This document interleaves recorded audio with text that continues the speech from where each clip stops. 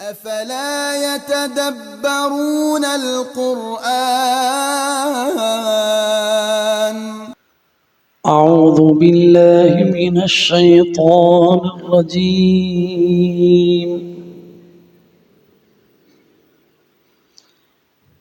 بسم الله الرحمن الرحيم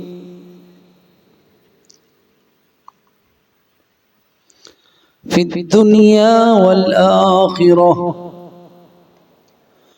ويسألونك عن اليتامى قل إصلاح لهم خير وإن تخالطوهم فإخوانكم والله يعلم المفسد من المصلح ولو شاء الله لأعنتكم إن الله عزيز حكيم.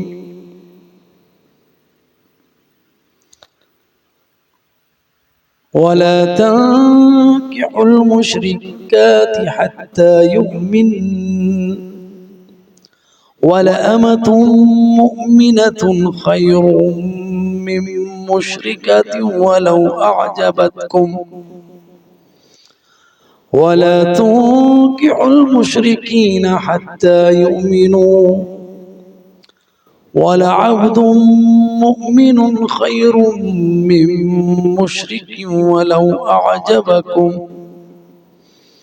أولئك يدعون إلى النار والله يدعو إلى الجنة والمغفرة بإذنه ويبين آياته للناس لعلهم يتذكرون. الحمد لله والصلاة والسلام على رسول الله وبعد. فی الدنیا دنیا میں والآخرہ اور آخرت میں، اس کا تعلق پچھلی آیت سے ہے لعلہم تتفکرون فی الدنیا والآخرہ، تاکہ وہ فکر کریں دنیا میں اور آخرت میں.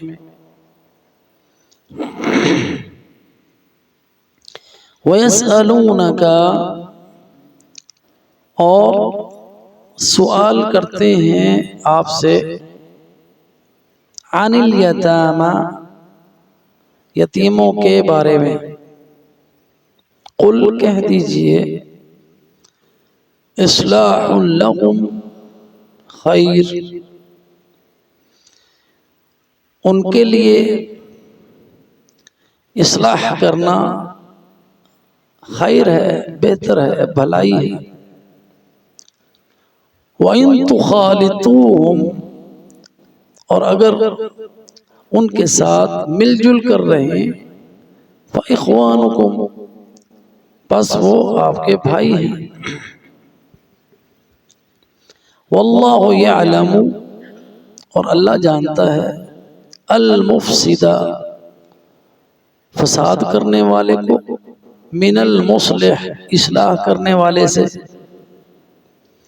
وَلَوْ شَاءَ اللَّهُ اور اگر اللہ چاہے لَأَعْنَتَكُمْ تو ضرور تمہیں مشقت میں ڈال دے. ان اللہ بے شک اللہ عزیز غالب ہے، حکیم حکمت والا ہے.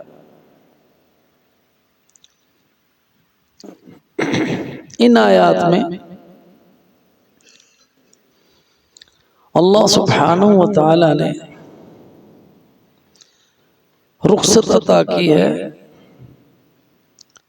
یتیموں کے مال میں کہ وہ اصلاح کے لیے اگر کوئی ان کی بہتری کے لیے کام کرے اور ان سے مل کے رہے تو وہ بہتر ہے. کیونکہ صحابہ کرام جب یہ آیت اتری ان الذین یاکلون اموال الیتامی ظلما انما یأکلون فی بطونہم نارا وسیصلون سعیرا۔ تو یہ مسلمانوں کے لیے، مومنوں کے لیے بڑی اس میں مشکل ہوئی، تو انہوں نے یتیموں سے دور رہنا شروع کر دیا، نہ ان کے کھانے میں شرکت کرنی، نہ ان کے مال و اسباب جو تھے ان کی اصلاح کی کوشش کرنی، کہیں ایسا نہ ہو کہ وہ اس وجہ سے جہنم میں چلے جائیں، جیسا کہ اس پچھلی اس آیت میں بتایا گیا ہے کہ وہ لوگ جو یتیموں کا مال کھاتے ہیں وہ اپنے پیٹ میں آگ بھرتے ہیں اور جہنم میں جا ملیں گے۔ تو اس وجہ سے جو مسلمان تھے انہوں نے یتیموں کے ساتھ بیٹھ کر کھانا اور ان کے مال میں شراکت داری اور ان کی اصلاح کے لیے تجارت وغیرہ ان سے گریز کرنا شروع کر دیا۔ اس وجہ سے پھر اللہ سبحانہ وتعالی نے یہ آیت اتاری کہ جو یتیموں کی اصلاح کے لیے اور بھلائی کے لیے کام کرتا ہے تو اللہ کو پتہ ہے کہ کون بھلائی کے لیے کام کر رہا ہے اور کون ان کا مال کھانے کے لیے ان کے ساتھ قربتیں بڑھا رہا ہے۔ تو اگر آپ بھلائی چاہتے ہیں یتیموں کی، تو یتیم وہ ہے کہ جس کے والد فوت ہو گیا اور وہ بالغ نہیں ہوا اور وہ ورثہ چھوڑ کر گیا ہے، جس کا وارث وہ یتیم ہے۔ تو جہالت میں لوگ اسلام سے پہلے اس مال پر قبضہ کرنے کی کوشش کرتے تھے کہ اس کے بالغ ہونے سے پہلے ہم اس کے سارے مال پر قبضہ کر لیں۔ تو اللہ سبحانہ وتعالی نے ان کے بارے میں فرمایا کہ جو یتیموں کا مال کھاتا ہے وہ اپنے پیٹ میں آگ بھرتا ہے، لیکن جو شخص بھلائی چاہتا ہے کہ ابھی وہ ناسمجھ ہیں، ان کے کاروبار کی حفاظت کرتا ہے، اگر کوئی فیکٹری چھوڑ کر گیا ہے تو اس کی فیکٹری کو چلا رہا ہے اور اس کی وہ اصلاح چاہتا ہے تاکہ ان کا مال اسباب بچا رہے اور اس میں ترقی ہوتی رہے، تو یہ اللہ سبحانہ وتعالی کو یہ بات پسند ہے اور اللہ کو پتہ ہے کہ کون اصلاح چاہتا ہے۔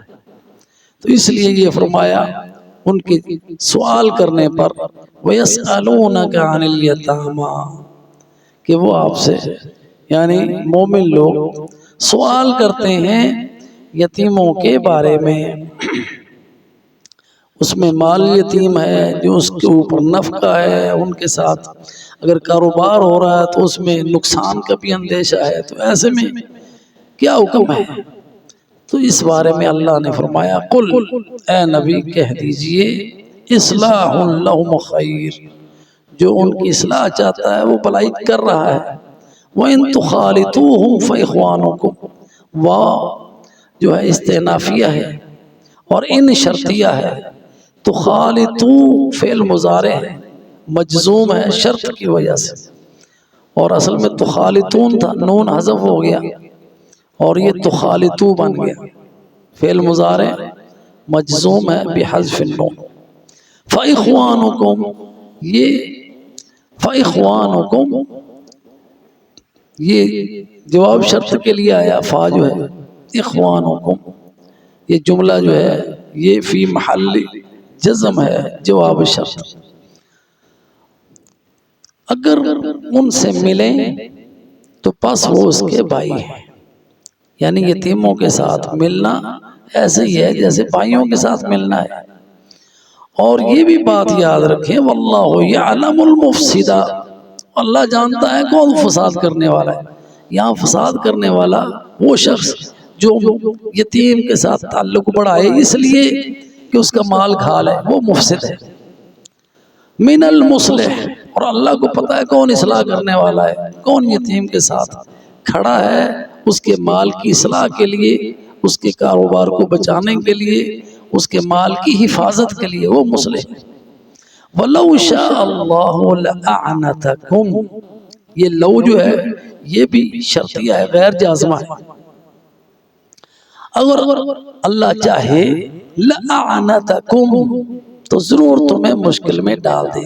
اعنت فعل ماضی ہے، ہاں جی،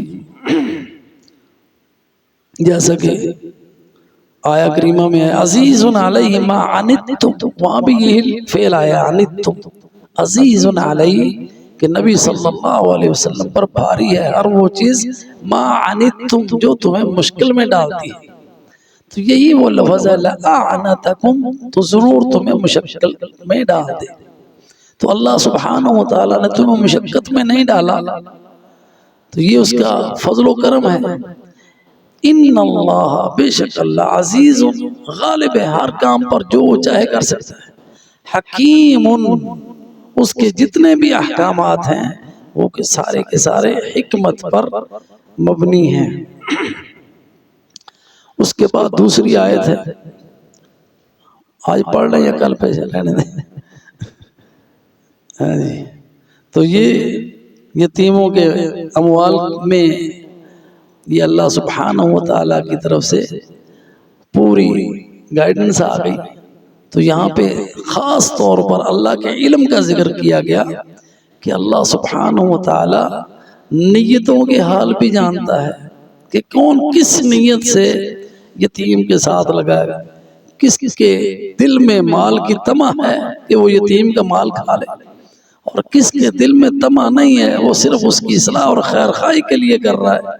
تو اللہ تو سب کے حال جانتا ہے، تو اگر کوئی اس سے ملتا ہے بھلائی کے لیے تو اس کو اجر و ثواب ملے گا، اور اگر ان کا مال کھانے کے لیے ان کے قریب ہوتا ہے تو اللہ تعالیٰ کو پتہ ہے اس کو اس کا گناہ ملے گا۔ تو اس میں واضح طور پر یتیموں کے ساتھ حسن سلوک کا بھی حکم آ گیا۔ اس کے بعد اگلی آیت جو ہے وہ معاشرت کی ہے، وَلَا تَنْكِحُوا الْمُشْرِكَاتِ، اور مشرک عورتوں سے نکاح نہ کرو، حَتَّى يُؤْمِنَّا، یہاں تک کہ وہ ایمان لے آئے،